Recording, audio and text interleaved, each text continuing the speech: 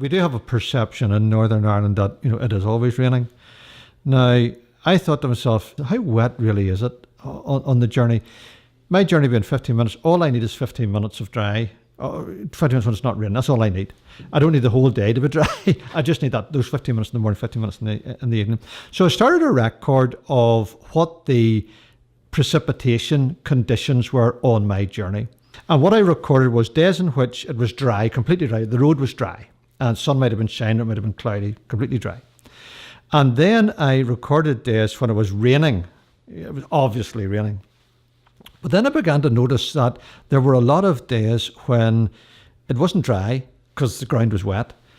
It wasn't raining even though the ground was wet. There was a lot of conditions where it was damp.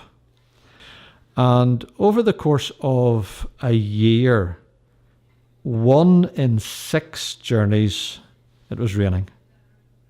1 in 6. So that's about 83, slightly over 83, almost 85% of my journeys, it wasn't raining. So I was actually surprised with that result. By raining, you mean not spitting or? Right. The days that were dry were days where it was actually dry or where the ground was damp, but there was no precipitation. The interesting thing was about half of the wet days were actually days where it was only spitting or intermittently raining.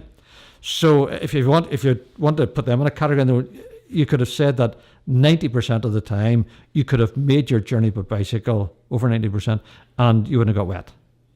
So I thought that was an amazing result. Now I've continued the results on, and again for the whole of 2015 it was just over 85%.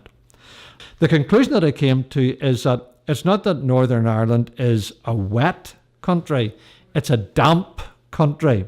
So people tend to look out the window, the ground's wet, it's raining today, but it maybe isn't raining. Or the ground's damp, it's damp today, it might rain. Well, it might, but probably not on your journey.